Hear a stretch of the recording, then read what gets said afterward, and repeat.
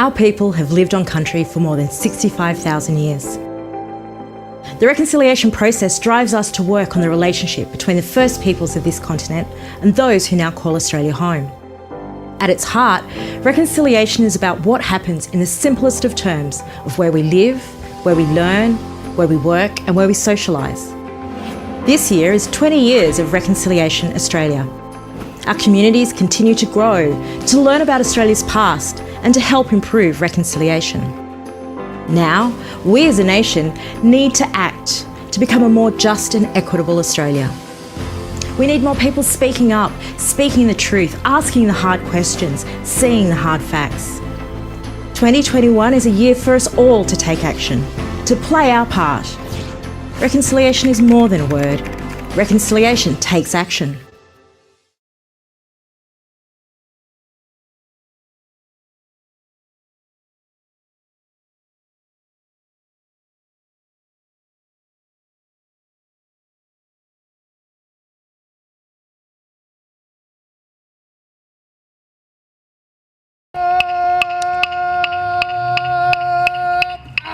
What does reconciliation mean to you? I don't know. What does it mean? I don't really know, but it would be pretty cool to find out. I see reconciliation as rebuilding relationships between two people or two communities. Making people united and making them more friendly to each other. Reconciliation to me means restoring close relations. That it is a day for Aboriginal and white people to get together and celebrate. Making amends in a way, so extending the hand of friendship.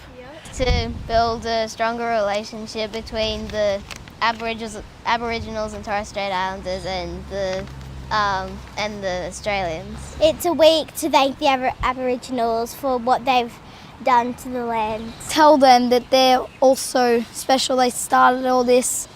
Getting us to know more so we can sort of grow as one country and move forward and sort of say sorry for things in the past. It's about saying we're sorry, so it's acknowledging that statement that was made by the government and all the wrongs that occurred, as a result of that. Taking them away from their families. And not only did it affect those people, but it also affected everybody else in the family and generations to come. So I really love the fact that we're able to say that we're really sorry about doing that. Repairing our relationship with Indigenous Australians, working for a better relationship really. What it meant to me is rights. Equal rights! To treat other people the same. It's about celebrating Aboriginals and their culture. Us embracing Indigenous culture in the normal everyday. We all celebrate the culture and achievements of the Aboriginal people. Reconciliation is Aboriginal people and Aussies working together to make our country better. And understanding that we have similarities and differences and that we can join together to create a new future for Australia.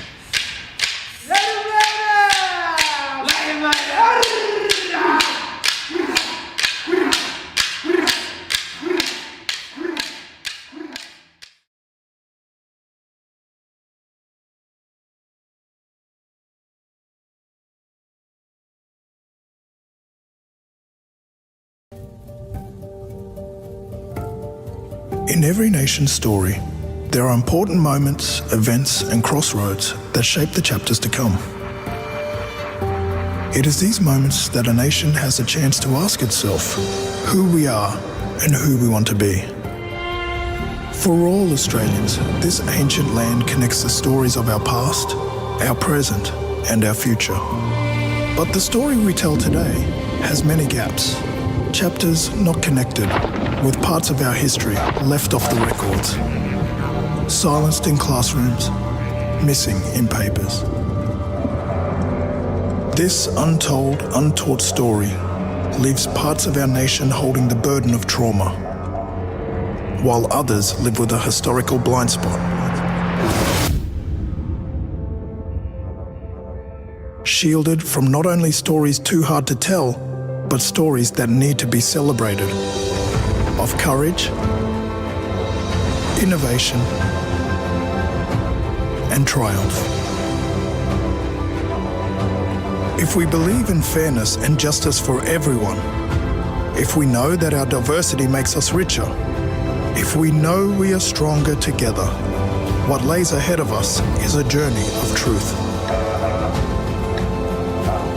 In writing this next chapter together, the common ground we have is that we are all here, woven into this country in this moment in time. So let's make history we can all be proud of. Reconciliation in Australia. Our history, our story, our future.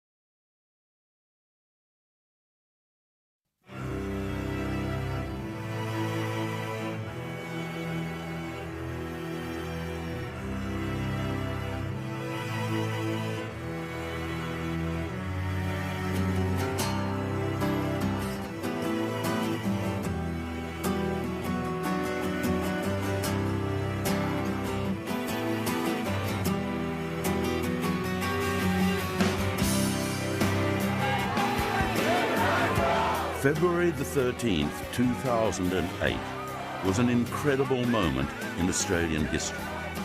A day in which the nation stopped, joined together to acknowledge the sufferings of Indigenous Australians. The day the Prime Minister said sorry on behalf of the Australian Parliament. It was a day we recognised mistakes of the past and resolved that these mistakes would never happen again. Thank you very much. An apology is not the panacea. It's not the one-stop shop that means that everything's going to be fine. But what it is a great foundation or stepping stone into making these things more possible. Good to see you. It gives us a chance to think about the possibilities of what we can achieve beyond this point. You've come all the way from the Alice? Yeah. Well, thank you for being here. Good to see you got your Canberra jumper on.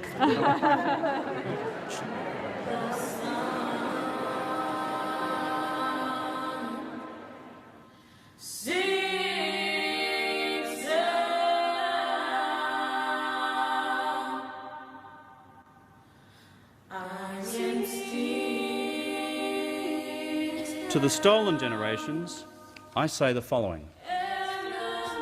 As Prime Minister of Australia, I am sorry. On behalf of the Government of Australia, I am sorry. On behalf of the Parliament of Australia, I am sorry. And I offer you this apology without qualification. We apologise for the hurt, the pain and suffering we, the Parliament, have caused you by the laws that previous parliaments have enacted.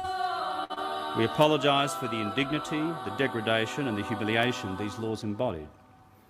We offer this apology to the mothers, the fathers, the brothers, the sisters, the families and the communities whose lives were ripped apart by the actions of successive governments under successive parliaments. So let us turn this page together. Indigenous and non-Indigenous Australians, government and opposition, Commonwealth and state, and write this new chapter in our nation's story together.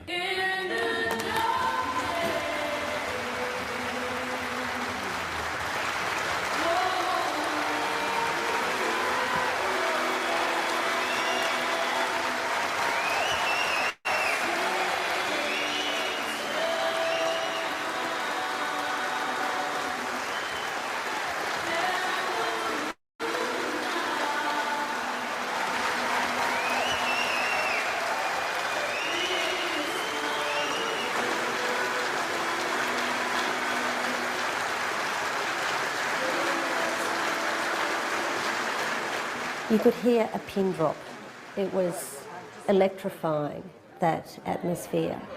And I remember a journalist asking me an hour later, what was it like in there? Can you describe it? And that was the singular word that I could think of. There was no other way to describe it. It was electrifying once it all had unfolded. And then, of course, the tears, and more tears and more tears and more tears. The crying has never stopped. It's like it was just the beginning of a huge breath, you know, an exhale of relief and emotion that still hasn't stopped. After all these years, forget about all the troubled times. To people like me, and there's a lot of people out there like me who weren't personally stolen or taken away from their families, but my ancestors were, my grandmother was, and it's because of that that I no longer have my language.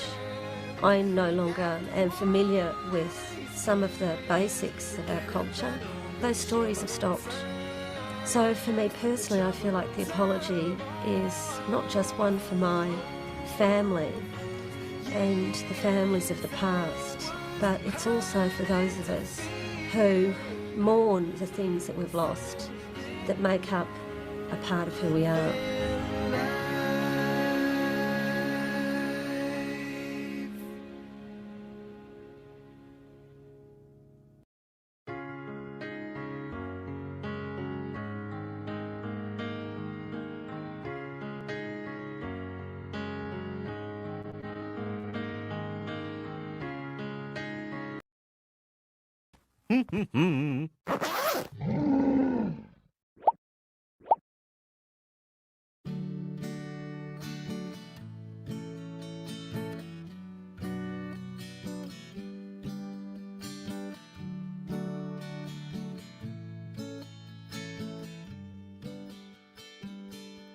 Every year in Australia, we celebrate things that help us remember important parts of its history and heritage.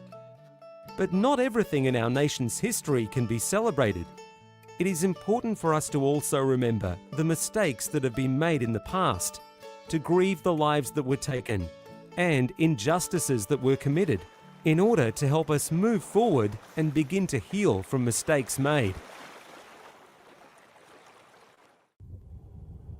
This is why, on the 26th of May every year, we commemorate National Sorry Day, a day which encourages us to reflect on the mistreatment of Indigenous Australians and work toward a more harmonious future.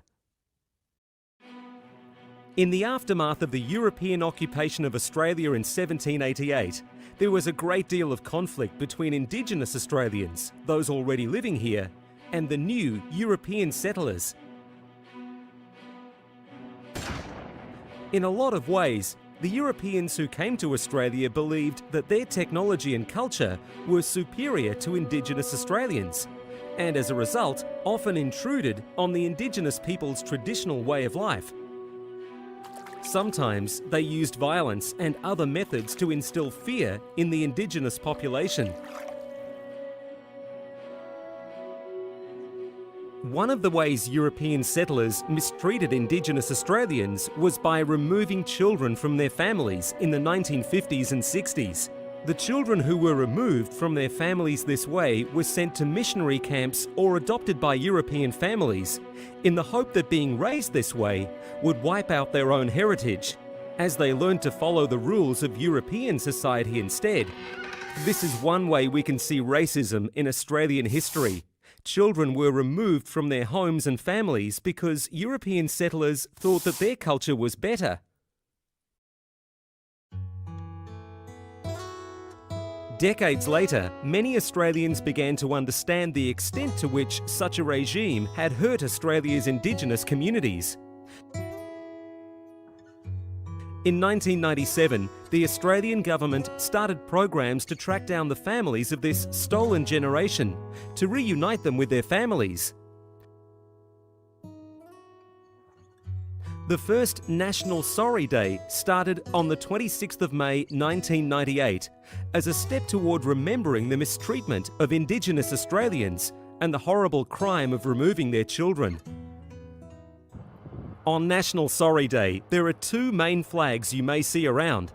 This is because there were two groups of Indigenous Australians living here before European settlement: the Aboriginal people and the Torres Strait Islanders. This is the Aboriginal flag, which stands for Indigenous communities found on the mainland of Australia as well as Tasmania. This is the Torres Strait flag. The Torres Strait Islanders came from the Torres Strait, a group of islands at the top of Australia that stretch between Queensland and Papua New Guinea. These two flags are important as they symbolise the connection Indigenous Australians share with the land and are proudly shown during commemorations such as National Sorry Day. The history between Indigenous Australians and other Australian settlers is full of complexities and tensions. The road to reconciliation has been a long one. However, significant events in recent Australian history have helped move the nation forward and closer together after the mistakes made years ago. In 1992, Prime Minister Paul Keating publicly recognised the mistake of removing Indigenous children from their families. In 2008, Prime Minister Kevin Rudd acknowledged the long mistreatment of Indigenous people on Australia Day. These events and events like National Sorry Day help us to remember the past mistakes that were made in order to educate future generations and build a more inclusive and respectful Australia.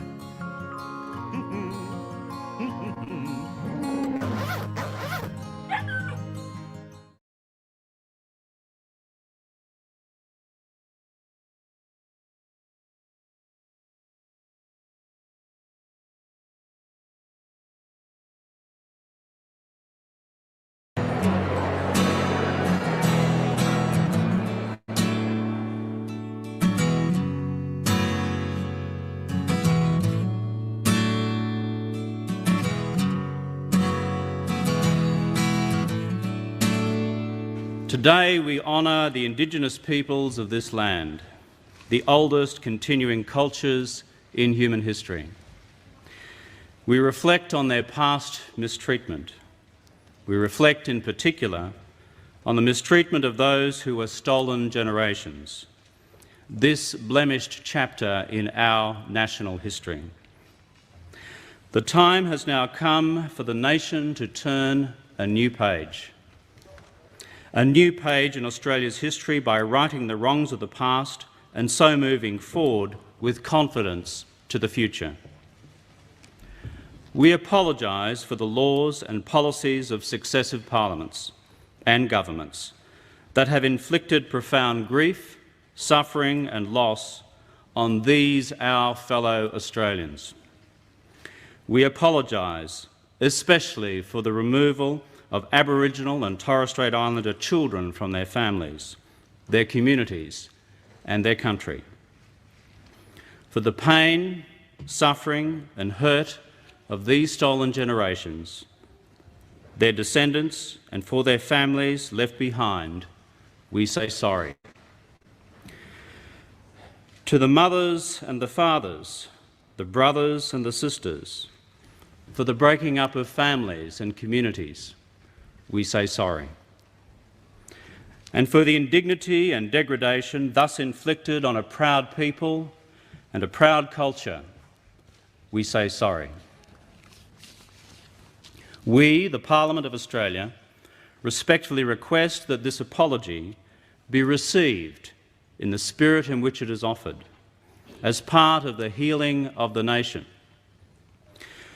For the future, we take heart, resolving that this new page in the history of our great continent can now be written.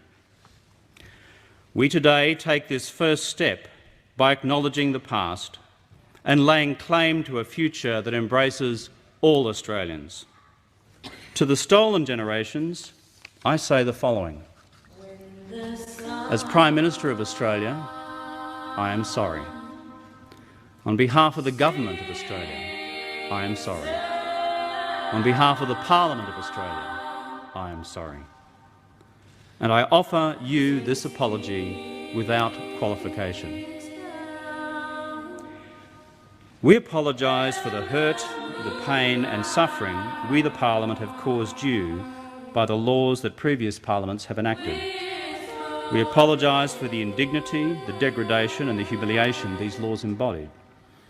We offer this apology to the mothers, the fathers, the brothers, the sisters, the families and the communities whose lives were ripped apart by the actions of successive governments under successive parliaments. So let us turn this page together. Indigenous and non-Indigenous Australians, government and opposition, Commonwealth and state, and write this new chapter in our nation's story together.